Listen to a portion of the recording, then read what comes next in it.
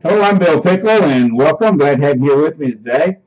I had received a couple of calls over the weekend about the voter ID law and the illegal immigration laws that have been sitting in the court systems for some time.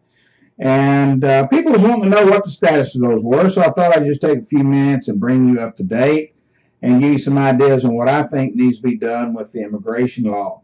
Well, first of all, the voter ID law is now passed. That law will go into effect January the 1st, 2013. The government, the federal government, the DOJ, everybody's blessed it. It's going into effect for the first elections in 2013. It's been a long, hard battle, but that one's done. When you go to vote now, you will need to have a driver's license issued by the state of South Carolina or a South Carolina state ID. Some people are saying that they have used their concealed weapons permit, which is a state ID. It does your photo. It looks just like your driver's license, same basic information. And as I've said, some people have reported they have used that. I have not verified that that's true or if it's permissible, but it stands to reason it would be. It's common sense. It is issued by the state. And more than that, you've got to go through a sled check. So they will know exactly who you are. So I would say that that would probably work. But I'll verify that in the future, and you may want to also. As far as the immigration law, that's a different story. That is still tied up in federal court. It's before the Supreme Court right now. The Arizona law is before the Supreme Court. They are sitting there waiting on the Supreme Court's blessing, and therefore the federal court is holding the South Carolina law until the Supreme Court rules. Our law is based very similar and based on parts of that Arizona law, so that's the reason that is sitting there like that, waiting for the higher court to rule. Excuse me. Now then, once that law passes, it depends on what parts of it goes into effect. Now, they have passed part of the law already, and it is in action as we speak.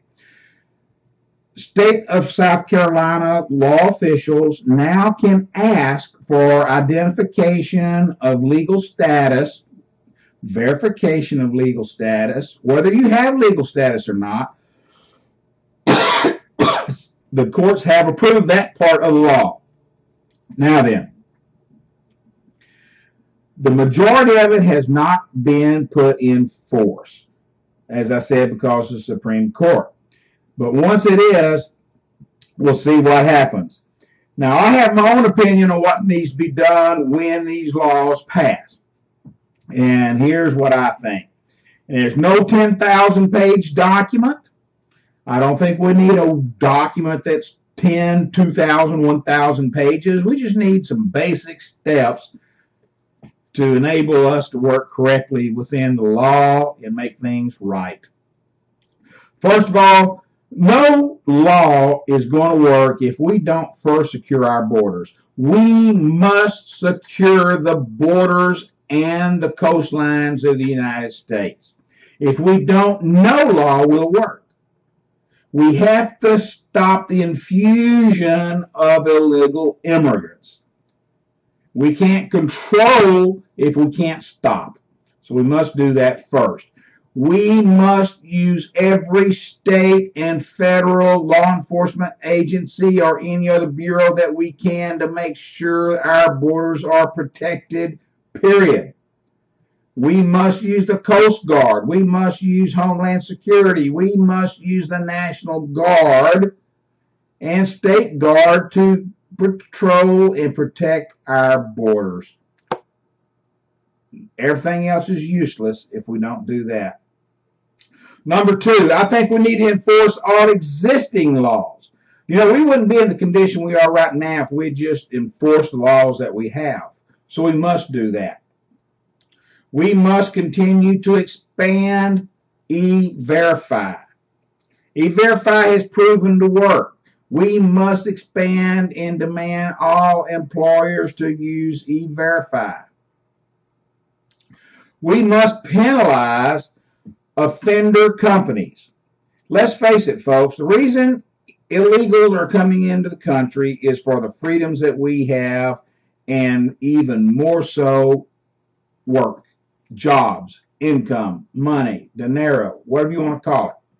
Those people are coming in because they have to feed their families. Now then, I don't want to sound harsh, I don't want to sound unreasonable, but you know what? They must come here legally. If an employer is found illegally hiring and working an illegal immigrant, I think that employer ought to be fined two ways. One, they ought to be fined up to $10,000 for every illegal immigrant that they have working for them if they are caught doing so. Two, if they are found to be doing this more than once, in other words, if they're repeat offenders, that fine should be jumped up to $25,000 or $50,000 for each illegal immigrant they have employed. The final step, if they repeat again, if they're a third-time offender, 1 strike, 2 strikes, you're out. The third offense, $150,000 to $250,000 for each employee, and their business license suspended or revoked indefinitely, if not permanently. Harsh, but folks, it all stops with the employer. If there's no jobs, there's no illegal immigrants coming in here looking for jobs. All right, number 5.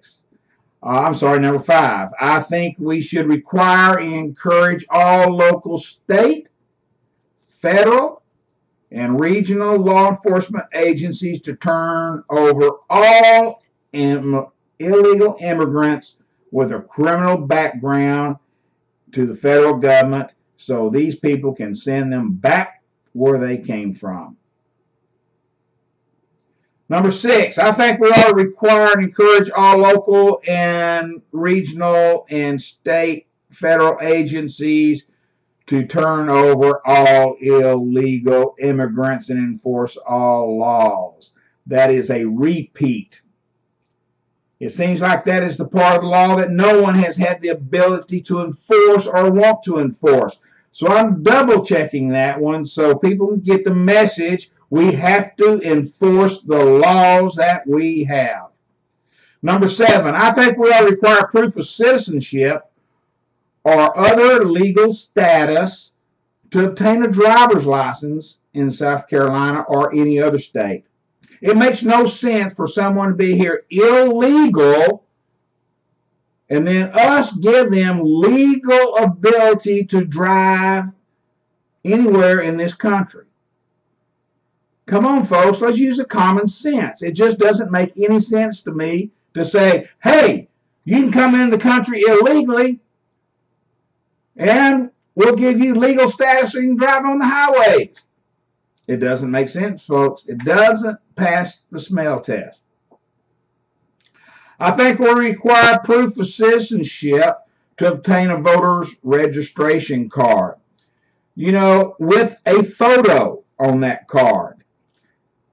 You know, I just don't understand why it is so difficult for us to clamp down and not give illegal immigrants or those without verification ways to buck the system, the ways to skirt it, the ways to go around the system. We need to stop it.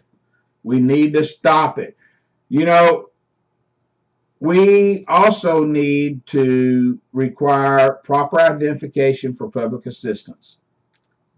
Now, I believe no public assistance or social services should be rendered to any illegal that is not mandated by law. In other words, we cannot turn away anyone, nor do I think we want to turn down anyone who is facing a life or death situation or danger, illness, infectious illness. I think we should take care of them. Get them well. Get them out of here. Send them back home. I think the courts, the judge, should not give bail to any illegal immigrant who has committed a violent crime or a social crime, including but not limited to child abuse and neglect, spouses abuse and neglect, or any other crime, including DUIs. If any illegal is found guilty of any of those charges, they should be sent home and not allowed to return, regardless how long that may be. I think we should prohibit property owners and landlords from selling or renting property to illegal immigrants. That is just as bad as hiring them. That is just as bad as hiring them, and I don't think that should be done either. I think that if they are, they should receive the same fines that those people that are hiring them. I think we should prohibit all federal and state funding of so-called sanctuary cities and organizations. Why should we be giving funding to someone who is breaking the law? Once again, makes absolutely no sense. I think hospitals, clinics, and other caregivers receiving funds, public funds, should be prohibited from providing services except for life-threatening illnesses and injuries. No elective services should be provided for any illegal immigrant. Once again, common sense, folks. We don't need to be giving these services and providing all the niceties to people who are not here legal. 12 steps, controversial, not easy. Each one of these steps is a political landmine. Each one has a risk of its own.